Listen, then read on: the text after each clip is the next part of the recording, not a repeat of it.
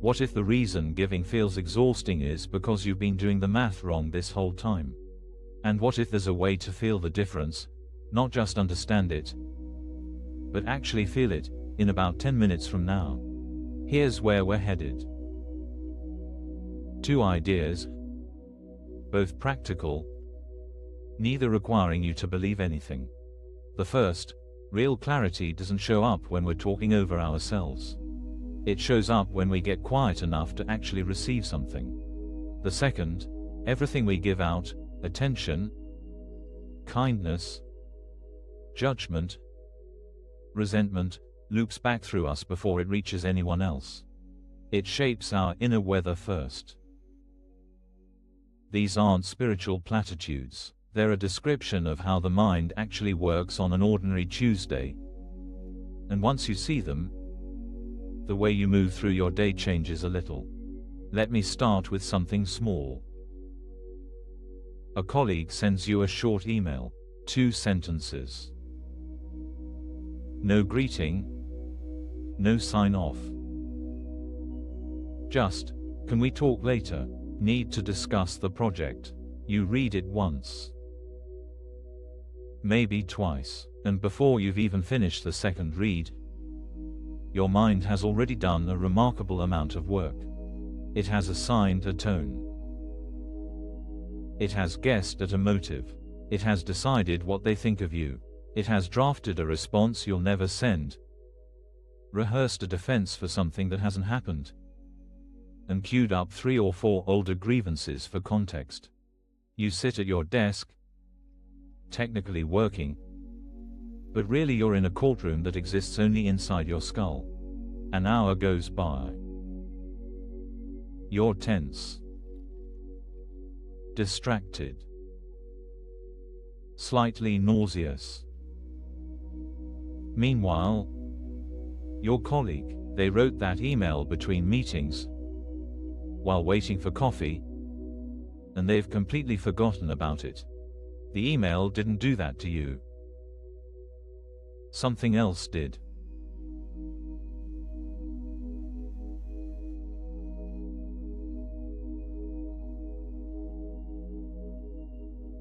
Here's the picture I want you to hold.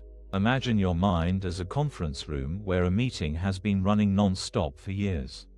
Everyone is talking at once. There's no agenda. Nothing actually gets decided. New voices wander in, old voices won't leave.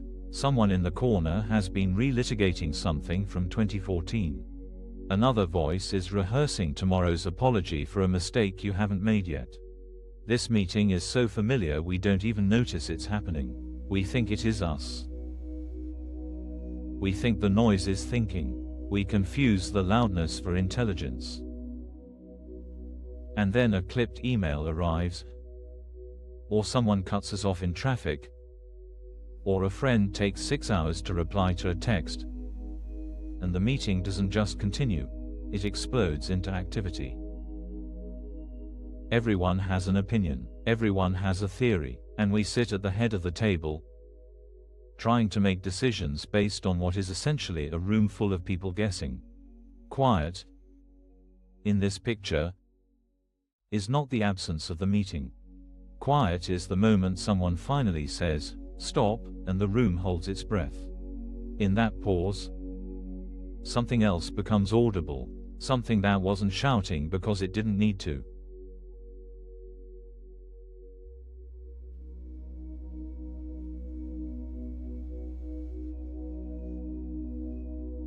Notice what happens in the fraction of a second before your mind interprets something. There is a gap, small, almost invisible, between the raw event and the story you tell about it. The email arrives. Then, a beat later, the meaning gets assigned.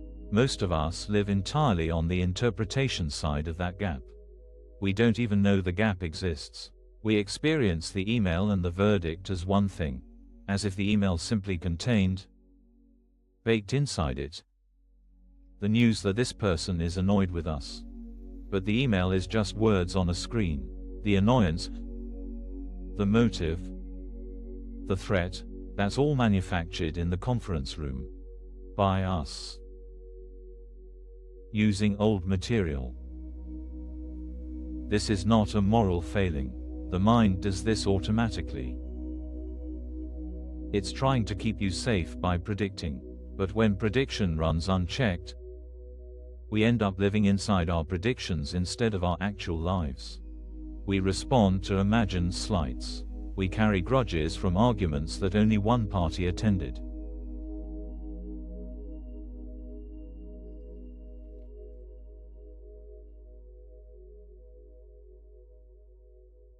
Here is the turn.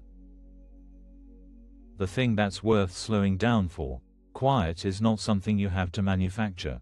You don't have to build it, earn it, or achieve some advanced state to access it. It's already there, underneath the meeting. The work isn't to create silence. The work is to stop blocking what's already underneath the noise. When you pause, even for a breath, and you don't immediately fill the pause with another thought, something steady becomes available. It wasn't produced by you. It was just covered up. A kind of clarity that doesn't need to argue, doesn't need to defend, doesn't need to win. It just is. And from that quieter place, the email is just an email again. You can answer it on its own terms. You can ask the person what they meant, instead of assuming. You can do, in 5 seconds, what an hour of internal courtroom drama couldn't accomplish.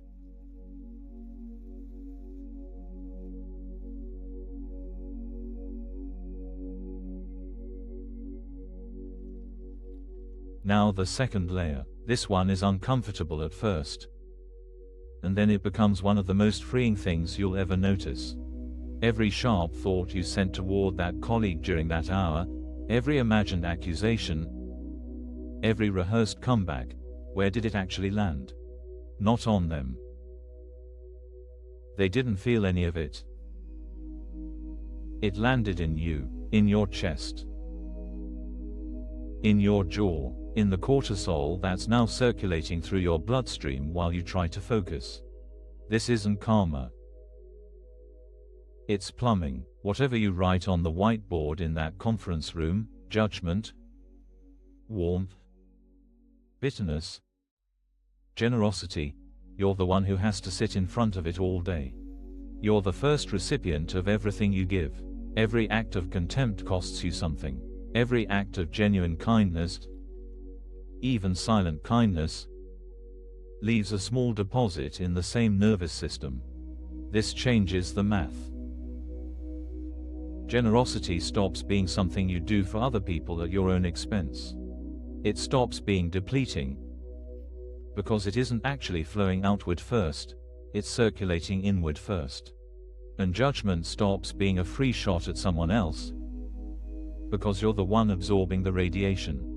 You are not a victim of your own giving. You are the climate of it.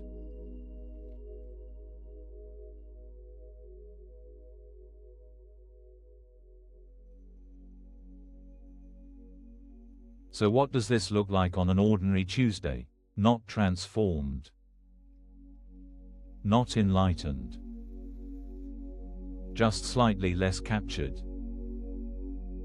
The clipped email arrives. The conference room starts up. And somewhere in the noise, you notice, oh, the meeting is happening again. That noticing alone is the pause. You don't have to silence anyone. You just stop adding to it for one breath. In that breath, you remember, I don't actually know what they meant. And whatever I send back to them, I'm going to feel first. So maybe I'll just ask them what they meant. Maybe I'll assume the most generous version, not because I'm a saint, but because I have to live inside whichever version I choose. The person who cut you off in traffic, same thing. You can spend the next 10 minutes furious, and they will not feel a single decibel of it. You will. So the kindness you extend, even reluctantly, isn't a gift to them. It's a gift to the rest of your morning. This is not about being passive. It's not about pretending things don't matter. It's about noticing where your experience is actually being made, and realizing you have more say in it than you thought. The meeting will keep starting up. That's fine. You don't have to shut it down forever. You just have to remember, more and more often, that you can step out of the room for a breath, and that underneath all of it, something quieter has been waiting the whole time. Let's go there now, together. If you're finding value here, you're welcome to like the video and subscribe. And now, let's shift into a quiet guided meditation together.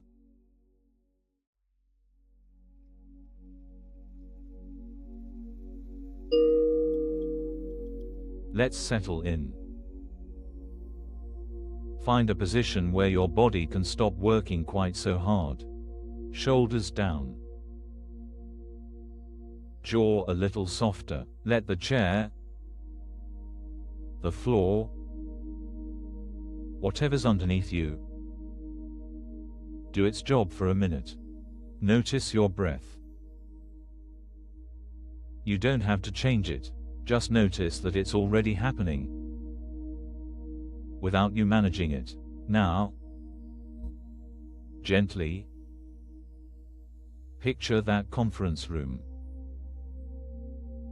The one in your mind. Everyone talking. You don't have to silence anyone. You're just going to step back from the table. Take one breath, and on the exhale, imagine yourself leaning back, letting the meeting continue without your full attention. Underneath the noise, there is something quieter. It's been there the whole time. You're not creating it. You're just noticing it. Breathe. Feel the weight of your body. Feel the small, ordinary fact that you are here. Not in the email, not in the argument from this morning. Here, if a thought arrives, a worry, a name, a replay, let it pass through the room without sitting down. You don't have to argue with it. You don't have to follow it. Breathe. Now, gently, bring to mind one person from your day. Anyone. A colleague. A stranger. Someone easy. Notice what you're sending toward them. Quietly. In your thoughts. And remember, whatever it is, you're feeling it too.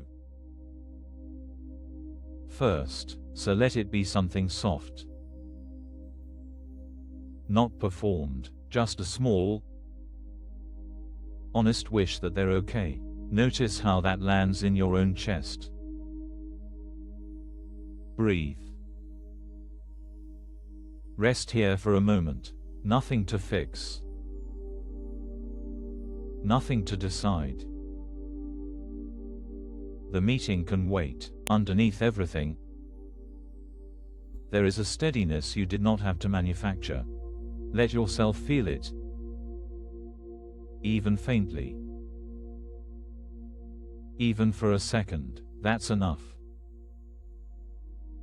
When you're ready, let your attention come back. Feel your hands. Feel the room around you. You can carry this quiet with you. It doesn't end when you open your eyes. It was never something you had to hold on to. It's already part of how you're built. Welcome back.